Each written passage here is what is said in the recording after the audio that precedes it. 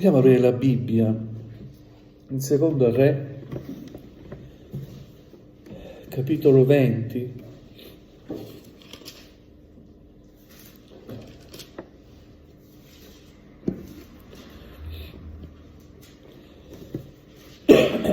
Alleluia. Secondo Re, capitolo 20, leggeremo dal primo verso fino al verso 11. Signore sia lodato, grazie, anche se siamo pochi, dobbiamo onorare la parola di Dio. In quel tempo Ezechia si ammalò di una malattia che doveva condurlo alla morte. Il profeta Isaia, figlio di Amoz, andò da lui e gli disse: così parla il Signore, dai i tuoi ordini alla tua casa, perché tu morirai, non guarirai. Allora Ezechia voltò la faccia verso il muro e pregò il Signore dicendo: Signore, ricordati, ti prego, che ho camminato davanti a te con fedeltà e con cuore integro, e che ho fatto ciò che è bene ai tuoi occhi. Ezechia scoppiò in un gran pianto. Isaia non era ancora giunto al centro della città quando la parola del Signore gli fu rivolta in questi termini: torna indietro e di a Ezechia, principe del mio popolo, così parla il Signore, Dio di Davide tuo padre: ho udito la tua preghiera, ho visto le tue lacrime. Ecco, io ti guarisco. Fra 3 giorni salirai alla casa del Signore. Aggiungerò alla tua vita 15 anni. Libererò te e questa città dalle mani del re d'Assiria e proteggerò questa città per amor di me stesso e per amor di Davide mio servo. Isaia disse: prendete un impiastro di fichi secchi. Lo presero e lo misero sull'ulcera e il re guarì.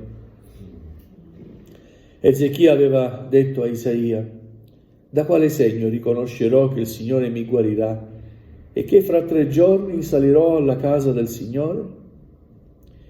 E Isaia gli aveva risposto: eccoti da parte del Signore il segno da cui riconoscerai che il Signore adempirà la parola che ha pronunziata.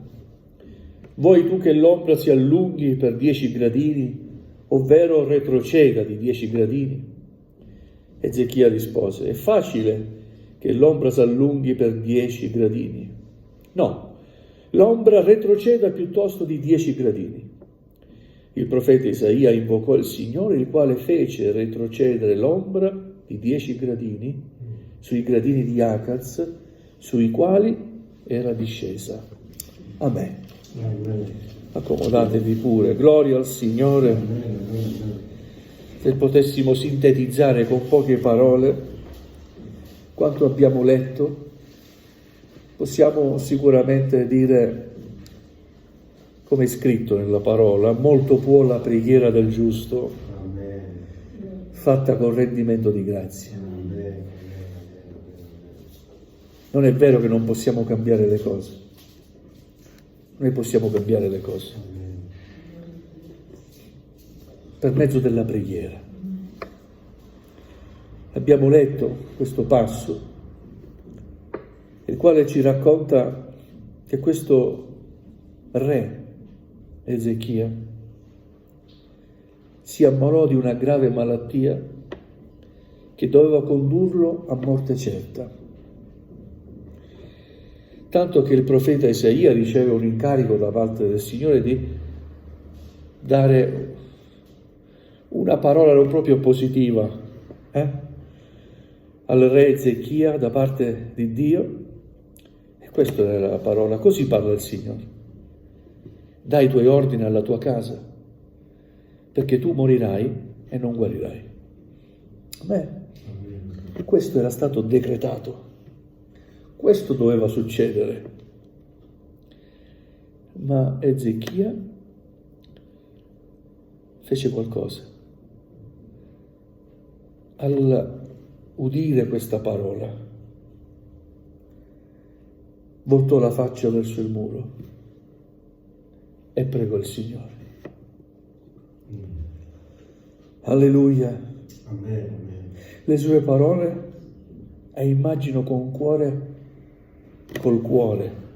e con un cuore particolarmente aperto e sincero,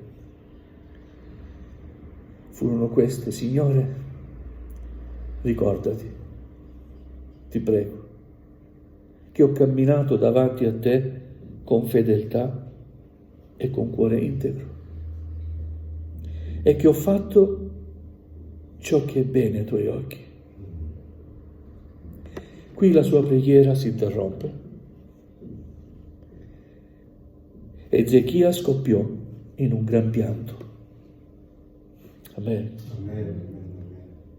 Poche parole dette al Signore in preghiera, ma quelle parole dette al Signore cambiarono la sua sorte. Amen. Alleluia. Non è vero che non possiamo cambiare le cose, le possiamo cambiare se le vogliamo. Alleluia. Poche parole, però evidentemente Ezechia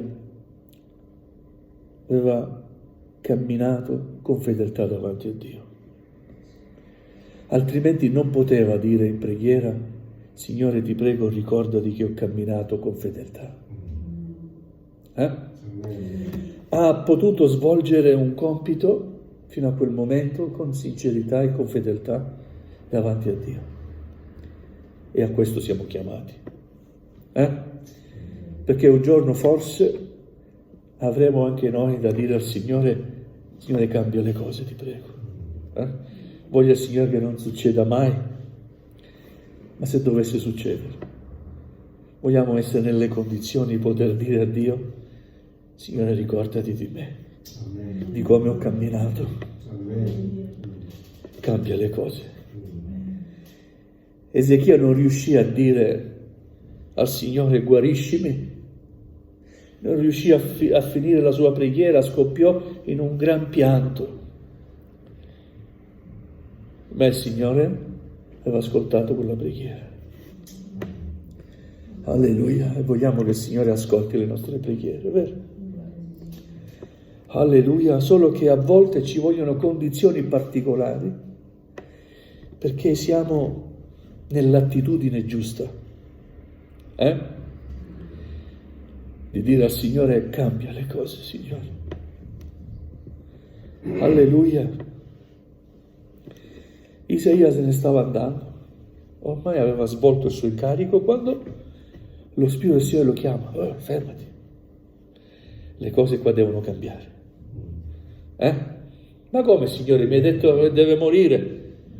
Ho udito la sua preghiera. Se non pregava, ma siccome ha pregato e la sua preghiera è giunta a me, io devo cambiare le cose. Torna indietro e di Ezechia lo chiama principe del mio popolo. Che bello. Così parla il Signore, Dio di Davide tuo padre: ho udito la tua preghiera, ho visto le tue lacrime. Chissà quante volte abbiamo pianto davanti al Signore, e a volte ci sembra: ma Signore, ma hai il tuo sguardo rivolto verso di me? E io ti dico che il Signore guarda le lacrime, guarda i cuori. Non c'è preghiera che venga inascoltata davanti a Lui, se fatta con un cuore particolarmente contrito, sinceramente dolorante, afflitto e speranzoso e fiducioso nella sua grazia. Gloria a Dio. Ho udito la tua preghiera, ho visto le tue lacrime, perché Dio guarda e ascolta. Amen. Ecco, io ti guarisco. Fra 3 giorni salirai alla casa del Signore. aggiungerò alla tua vita, ti darò altri 15 anni. Amen. Gloria a Dio. Ezechia non ha detto, ma perché 15? Dammene 20, 25, 30. Amen. Grazie Signore, anche un giorno in più. È vero? Anche un giorno in più sarò particolarmente benedetto perché tu hai ascoltato la mia preghiera. Però il Signore è buono. Aggiungerò 15 anni alla tua vita. Gloria a Dio, Dio lo può fare. Amen. Alleluia. Non solo, ma libererò te, questa città. Allora si era in guerra con il re d'Assiria. È una potenza militare. Alleluia. Ma nulla può contro la Chiesa di Dio, contro il popolo di Dio, vero? Alleluia. Non solo Dio ha concesso 15 anni di vita a questo re, ma è anche intervenuto dando vittoria contro il nemico. Gloria a te, Signore. Proteggerò questa città per amore di me stesso e per amore di Davide, mio servo. Poi Isaia dà degli ordini, dice: prendete un impiastro di fichi secchi. Lo presero, lo misero sull'ulcera e il re guarì. Però c'è una componente nell'uomo che è sempre incredula.